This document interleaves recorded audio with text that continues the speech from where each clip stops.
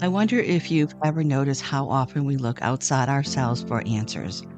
We ask friends what they think, we search the internet, we read another book, we listen to another podcast, we ask one more person for advice. Now, don't get me wrong, there is great wisdom in learning from others. None of us are meant to walk through life completely alone. But somewhere along the line, many of us forget to include ourselves in the conversation.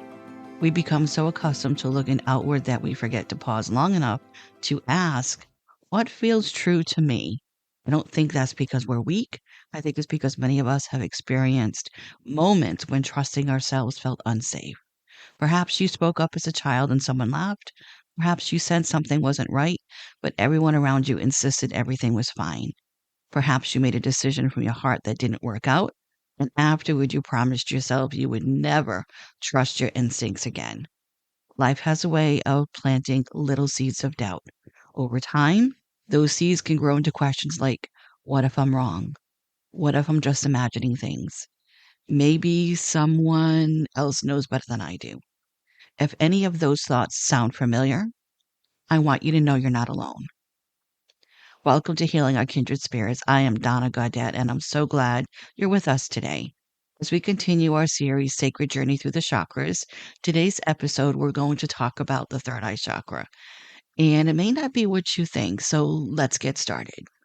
As many of you know, before chronic illness changed the direction of my life, I spent many years as an evidential medium. Was not a full-time position. It's just something that I did to help other people.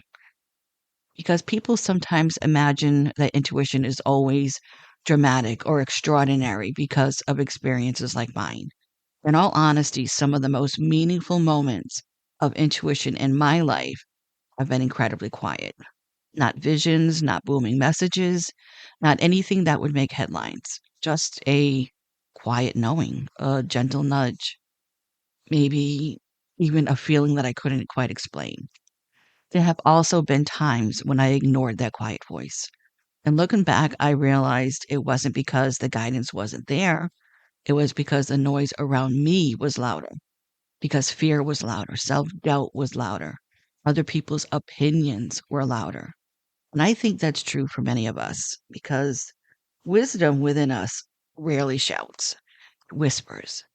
And perhaps that's why stillness is so important, not because we need to become someone different, but because it's much easier to hear a whisper when the room becomes quiet.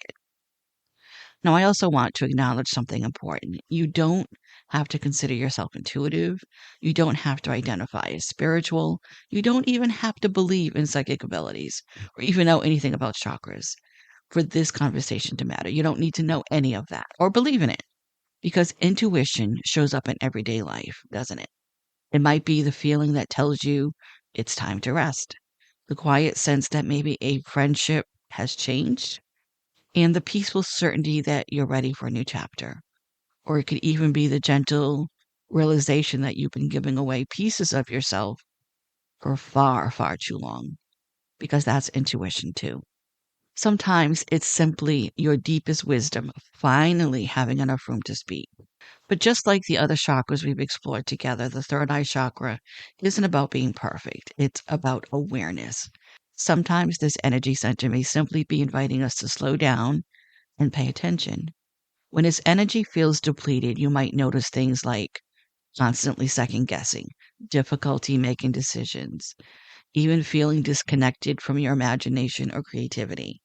You might have trouble trusting yourself or feeling mentally foggy or even scattered. And some people call it, brain fog. Or you could believe everyone else's opinions carry more weight than your own. And that's a big one, especially for many of us who are empaths and sensitive souls. On the other hand, sometimes this energy becomes overstimulated, and that may look like overthinking every decision. I'm raising my hand and it's me, becoming trapped in what if thinking, searching endlessly for certainty, feeling mentally overwhelmed. That's a big one for many of us. Becoming consumed by every sign, symbol, or coincidence, and even maybe difficulty staying grounded while we're trying to seek out a spiritual experience, especially if we're either meditating or we're birthing or we're just walking through nature, we may have a difficult time staying grounded. But neither side means something is wrong with you. They're simply invitations to become more curious. Now, this is the part of today's conversation that especially speaks to my heart. If you're an empath or a highly sensitive person, you've probably spent much of your life sensing the emotions, needs, and energy of other people. But you know what? That's a beautiful gift, but it can also become confusing. As empaths and sensitive souls, we feel everything so deeply. I have often said over the last several years that it is both a gift and a burden to feel everything so deeply. And that goes as well for seeing things so vividly. Because sometimes we become so tuned in to everyone else that we really do lose track of what's actually ours. We may mistake someone else's fear for our own, and we may carry burdens that never really belong to us. And at times we may become so accustomed to reading the room that we stop reading ourselves. And I've certainly experienced that. And what about you? I'd like to know about your experiences as well. One of the greatest invitations of the third eye chakra is learning to gently ask, is this feeling mine? What is my own heart trying to tell me? If everyone else's opinions become quiet for just a moment, what would I know to be true? And those aren't easy questions, but you know what? They're beautiful ones. One of the things I've learned over the years is that clarity doesn't usually arrive when I'm searching for it the hardest. Isn't that the truth? It often finds me while I'm folding laundry, watching birds outside my window, listening to the rain, walking quietly in nature, or sitting with a warm cup of tea before the world wakes up. Maybe you've experienced that too. And sometimes we spend so much energy trying to figure out everything that we accidentally drown out very wisdom we're hoping to hear because we're trying to overanalyze everything. But the third eye chakra reminds us that clarity isn't something we chase. It's something we gently make room for. So I'd love to share a few simple practices, not because you have to do all of them, but because perhaps one of them will feel like home to you. Our minds weren't designed to be filled with constant noise. There is so much competing for our attention when we think about it, the news and notifications blaring on our phones or tablets, endless opinions, and even expectations. So even 5 quiet minutes can make a difference. It's not to empty your mind, but it's simply to notice it. Because sometimes the answers we're looking for have been patiently waiting beneath all that noise. And I want to talk about nature for a moment because nature has a beautiful way of reminding us that nothing is rushing, doesn't it? The trees aren't competing, the birds aren't worried about tomorrow's to do list, the flowers bloom in their own season. So, whether it's sitting beside the ocean, walking through the woods, watching clouds drift across the sky, or simply noticing the breeze against your face, nature gently invites us back into the present moment. And presence often brings clarity, doesn't it? Sometimes our deepest wisdom arrives quietly. Maybe it's through a dream, a phrase that keeps returning, an idea that won't let go, or something your heart wants to say before your mind begins editing it. And if you are like me, and many people have this problem as well, you start editing everything that comes into your mind. You edit it without, and before you know it, there's nothing left. Because you don't have to write pages. One sentence is enough. What am I feeling today? Simple question. What am I feeling today? What do I already know? What needs my attention with kindness? Because over time, you may begin to notice gentle patterns emerging, and that becomes the blueprint for becoming in tune with how you feel. Because our bodies are often wiser than we give credit for. Have you ever noticed your shoulders tightening before your mind realizes you're stressed? It feels like you're wearing your shoulders up to your earlobes, or the way your stomach sometimes responds before you consciously recognize that something doesn't feel right. Because your body is constantly communicating with you. Because the third eye reminds us that wisdom isn't only found in our thoughts, sometimes it's found and what our bodies have been trying to tell us all along. The third eye, if I don't think I've mentioned it earlier, but the third eye is basically in the middle of your forehead. If you could imagine an eye in the middle of your forehead, not like a cyclops, but more of a spiritual eye, that is the third eye chakra. As adults, we sometimes forget that imagination isn't childish, it's creative because we know it to be healing. It's how we dream, it's how we envision new possibilities. We color, we paint, we write, we garden, we listen to music. We even might sit under the stars, we watch the moon. We approach everything with just this awesome space of wonder because curiosity has always been one of the quiet companions of wisdom. And when we overthink things, curiosity becomes very quiet. So, a few gentle practices that are traditionally associated with the third eye chakra are very, very simple. And if you're someone who enjoys working with the chakra system, there are also a number of traditions that people have found meaningful over the centuries. You could read 10 different books on chakras, you're going to get 10 different outlooks because it depends how the person who is writing it approached it because it's different for everyone. And I don't want to say everyone needs to have the same experience, and you'll connect to the right practice that works for you. Again, these aren't rules and they're certainly not prescriptions. They're simply invitations that many people enjoy exploring as part of their personal, spiritual, or mindful practice. Some people might find comfort in surrounding themselves with colors. So the colors associated with the third eye chakra is indigo, purple, a color kind of blue, or even gold or white.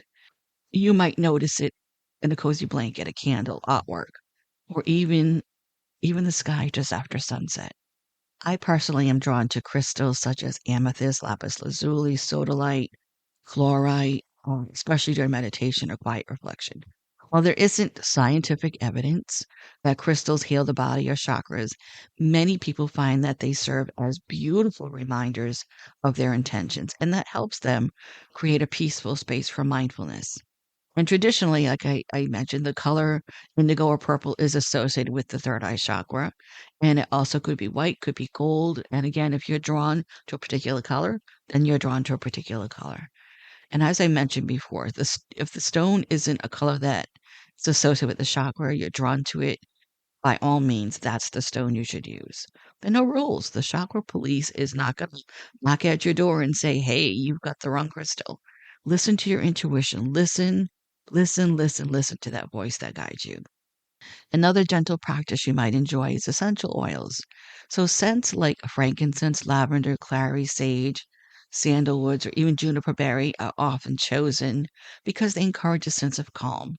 I find frankincense with a mixture of sandalwood very calming, and as well as lavender. And if you use essential oils, remember to dilute them properly and choose what feels safe and pleasant for you. And as I've mentioned in other episodes, please always use essential oils responsibly.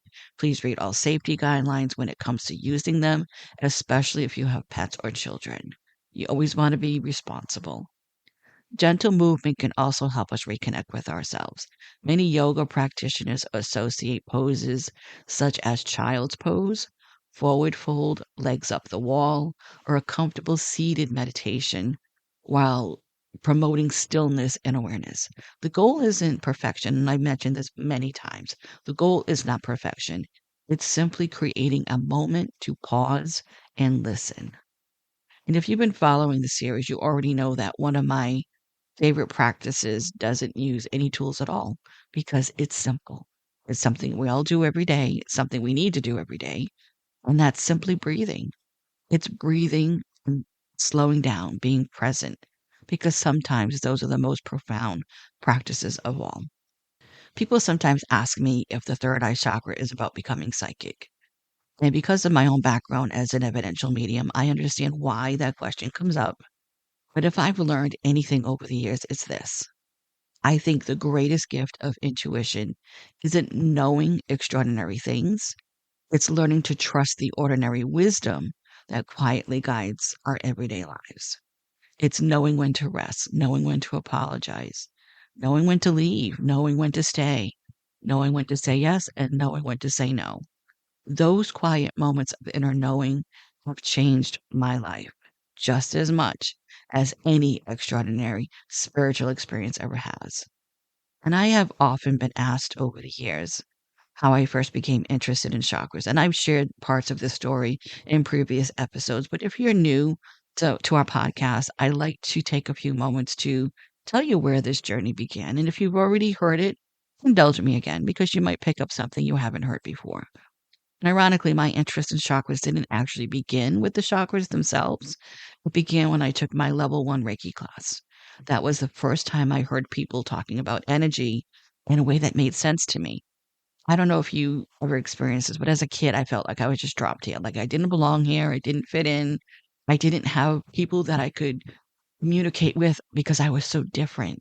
And I couldn't find anyone like me. And so that was very isolating as a child and as a teenager.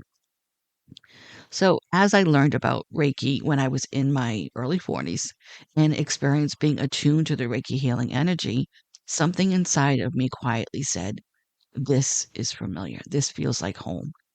I felt like this light went off inside of me, and I finally felt connected to something within myself and outside of myself that I felt totally supported and comfortable with. It was a knowing that I've come home. If home was a place, it didn't have to be a physical place, but it felt like home. You see, I had been intuitive for as long as I could remember after a near death experience when I was in 6th grade. And following that near drowning, I began having dreams that would later happen, seeing images before events occurred, or simply knowing things I could not explain. Today, if something like that happened, we could search the internet in seconds. There are podcasts, books, YouTube videos, and countless resources available. But in 1977, when I was only 13 years old, none of that existed. The only books I could find were written by people like Jean Dixon or Edgar Casey, and even those weren't easy to come by. They were very esoteric books, and not every library had them. I had absolutely no understanding of what was happening to me, and that was scary. I didn't know what intuition was. I didn't know anything about energy. I didn't know there were other people who had experiences like mine. So I kept it all to myself. And I truly believed that if I had ever told anyone what I was experiencing, they would think something was terribly wrong with me because I thought something was wrong with me. I thought I was broken. I thought I was defective. I thought everyone could see this. It was like I was walking around with these labels blaring that I'm different and that I see this and I see that. And it was overwhelming and scary at the same time. But looking back now, I can see how frightened that young girl really was because I carried so much fear. I struggled with anxiety that I couldn't explain. And what I know to understand now as an adult was depression. At that time, I simply thought I had to keep pretending everything was normal, which meant putting a smile on my face, didn't talk about how I felt, silently cried myself to sleep at night, and prayed every night that when I went to sleep, I wouldn't see something so devastating that it robbed me of being able to sleep or function the next day. But then in 1978, everything changed.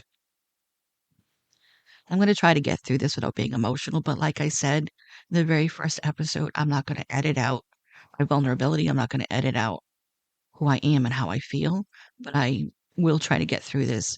No matter how many times I talk about it, it still hits me because to me, it feels like it was just yesterday.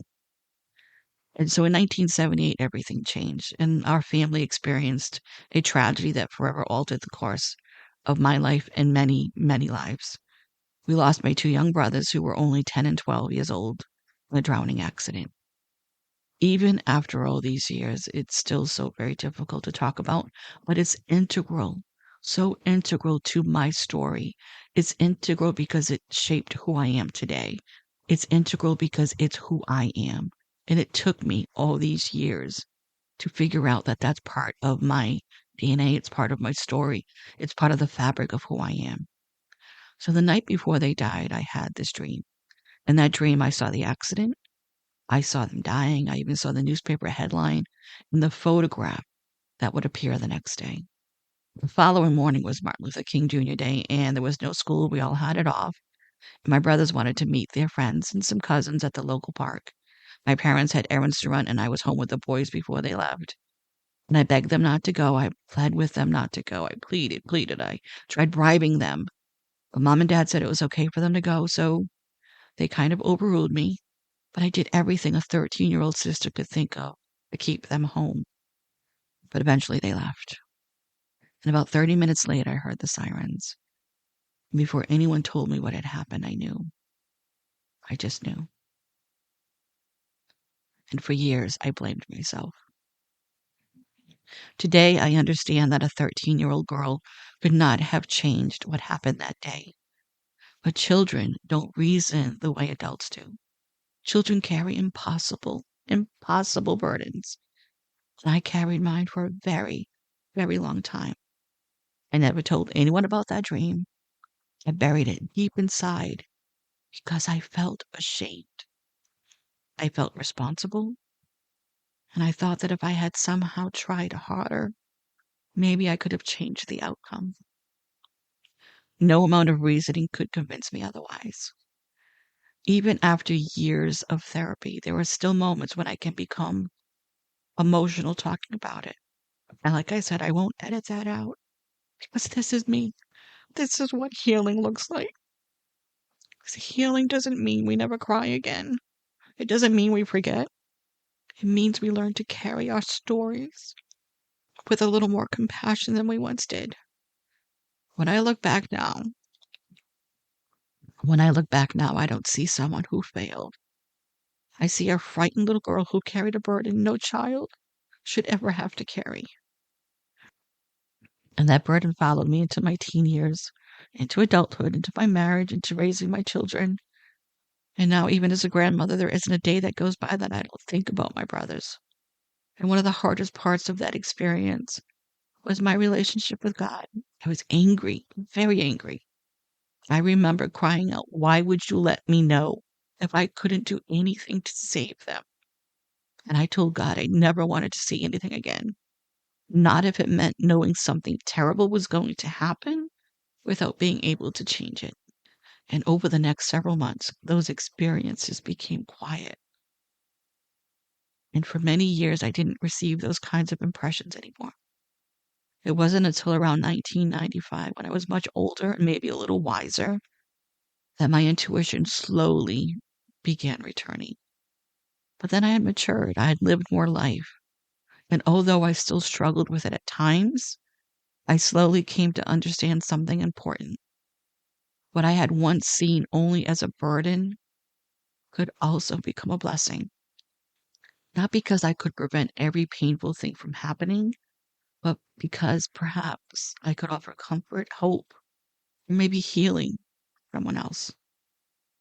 People sometimes hear the word intuition and immediately think of something mysterious or frightening. I don't. To me, intuition is something we all use. Sometimes we call it a gut feeling, sometimes we call it inner wisdom.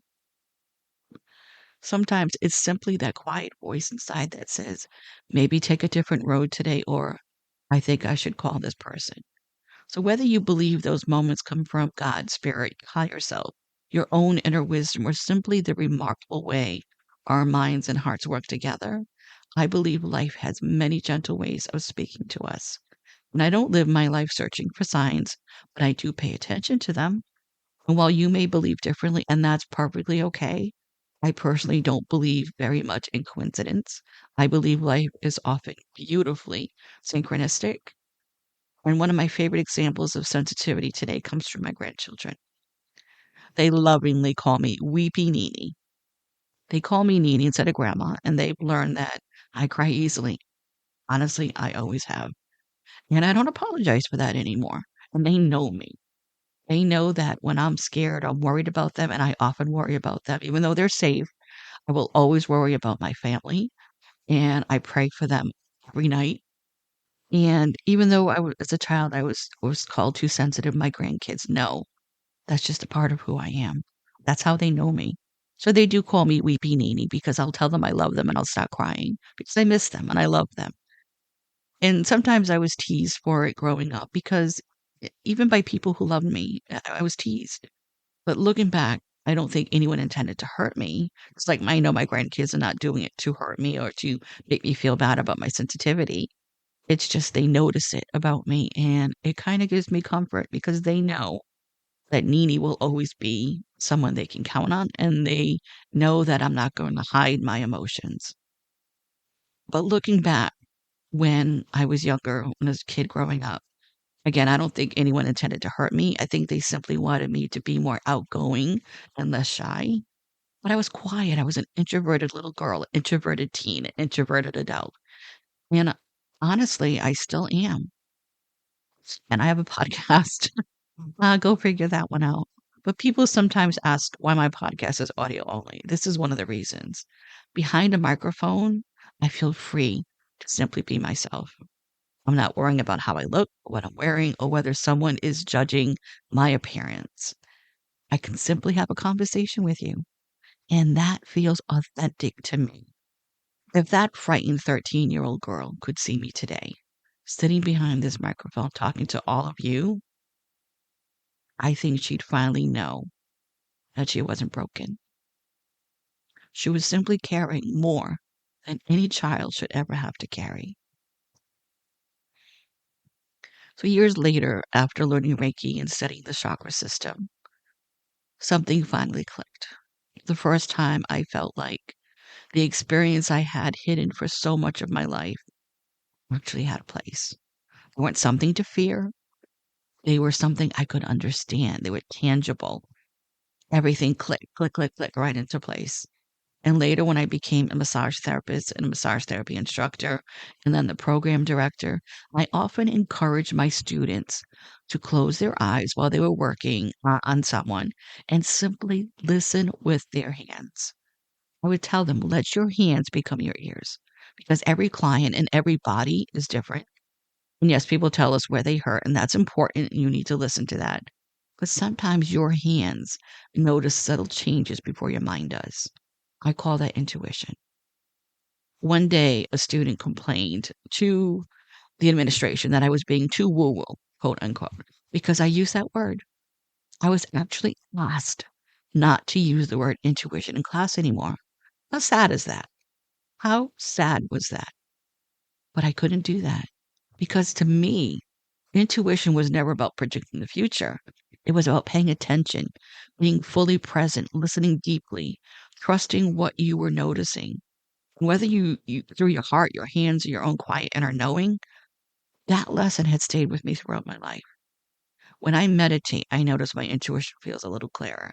When I'm standing beside the ocean, listening to the waves and feeling the cool sea mist on my skin, I often experience a deep, deep sense of peace and clarity, and even it awakens my own spirituality. To me, that's my church. So during the years that I worked as an evidential medium with people experience grief and loss and even going through transitions in their life, I welcomed those intuitive moments because they were never about me. They were about bringing comfort, hope, and healing to someone else. I never claimed to predict the future. That wasn't what I did. I couldn't tell someone what lottery numbers to play. That was never my purpose. But my purpose was simply to serve with the most compassion and grace that I could. And today, because of chronic illnesses, chronic pain, and the medications I take, those experiences are much quieter than they once were. I no longer practice as an evidential medium because I simply don't have the physical or emotional energy that that work requires, but I still pay attention because sometimes someone comes to mind during a meditation. Sometimes I dream about someone and feel prompted to check on them. Sometimes I simply have a quiet feeling that one of my family members needs me. And even I could be looking on Facebook or social media and just be reading something randomly, and I'll get an impression on something. Sometimes I simply have a quiet feeling that one of my family members needs me. And they know me well enough now that when I call or send a message just to check in, they understand why. They don't berate me for it. They don't say, you know, I'm okay. They know just to answer me. And finally, if you're someone who identifies as an empath or a highly sensitive person, I want to leave you with this. Being an empath isn't something you choose. It's not. No matter how much you may think that you choose to be an empath, you're born an empath. You can develop more empathic skills over time, but we're all born empathic. It's how we nurture that ability because it's not something you choose. It's a part of who you are. And my hope for you is that you use your beautiful sensitivity wisely. Don't spend your precious energy trying to convince people who refuse to understand you because no amount of explaining is going to make them believe. Instead, share your compassion where it can comfort. Share your kindness where it can heal.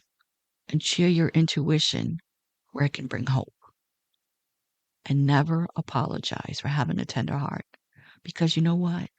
The world, especially now, needs more gentle souls, not fewer. So, as we move toward the end of the episode, I'll also like to introduce one idea that I don't think is talked about enough, especially for empaths. Sometimes trusting ourselves isn't difficult because we lack intuition. Sometimes it's difficult because we've been hurt. We've all been hurt one way or another. When we've been criticized, dismissed, manipulated, or even gaslighted, we naturally begin questioning our own perception of reality. It isn't a flaw, it's often a protective response. And healing the third eye chakra can include gently rebuilding that trust, not by becoming certain of everything, but by learning to believe in ourselves again. I'd like to spend a few moments on about trust. Sometimes we don't stop trusting ourselves because we want to. Sometimes life teaches us not to. Maybe someone repeatedly told you that your feelings weren't valid. Maybe you heard things like you're too sensitive or you're making a big deal out of nothing. It didn't happen the way you remember it. I heard that one a lot.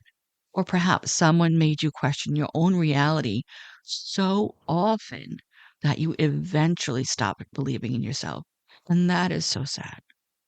If that's been part of your story, I want to say something gently to you. Learning to trust yourself again isn't about becoming perfect. It's about slowly remembering that your thoughts, your feelings, your experiences, and your inner knowing deserve to be heard. Not because they're always right, not not of anything else, but because they're yours. Because healing often begins the moment we stop arguing with our own experience. One of the things I appreciate most about getting older, and not a whole lot of them, but one of the experiences I appreciate about getting older is realizing that wisdom usually doesn't arrive all at once. It grows slowly, it grows quietly. It grows every time we choose compassion over criticism, every time we admit that we don't have the answers, and never be afraid to say, I don't know. When I was teaching, if there's something I didn't know, I would say, I don't know, but let's find that answer together. It's every time we learn something new. It's every time that life humbles us. It's every time we forgive ourselves for being human. Because the third eye chakra reminds us that wisdom isn't about knowing everything, it's about remaining open. Maybe we're open to learning, changing our minds, open to seeing ourselves and others with a little more compassion than we did yesterday. And you don't have to have everything figured out.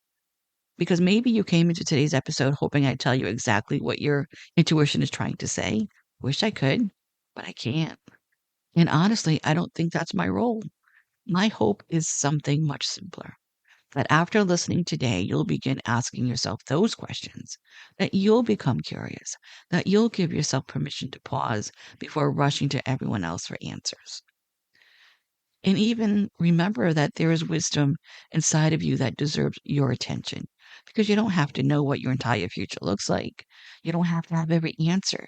Sometimes the next gentle step is enough. And I'd love to leave you with a few questions to carry you into your week, no matter where you are in life. Not questions that demand immediate answers, but questions that might quietly unfold over time. And if you can't have enough time to write them down, you can look back at the transcript and you can see the questions there. I want to ask you, when was the last time you truly trusted yourself? Where in your life are you asking everyone else for answers before listening to your own heart? And what helps you feel calm enough to heal your inner voice? What distractions make it difficult for you to hear your own wisdom? And if fear wasn't making this decision, what might love choose instead? And the last one, what part of you has been patiently waiting to be heard? There are no right or wrong answers, only invitations to become a little more curious about yourself. And if today's conversation resonated with you, I'd love to invite you to spend a few more minutes with me on our original companion guided meditation. And it's called A Quiet Place Within, a guided meditation for intuition, clarity, and inner wisdom. And together we'll create a peaceful inner sanctuary where you can let the noise of the world soften for a little while.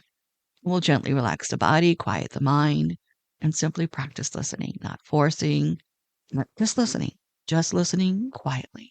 Because sometimes our deepest wisdom isn't waiting to be discovered, it's simply waiting for us to become still enough to hear it.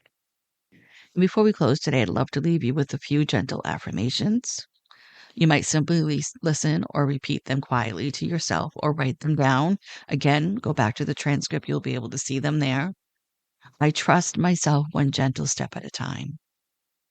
My inner wisdom deserves to be heard. I create space for clarity with patience and compassion.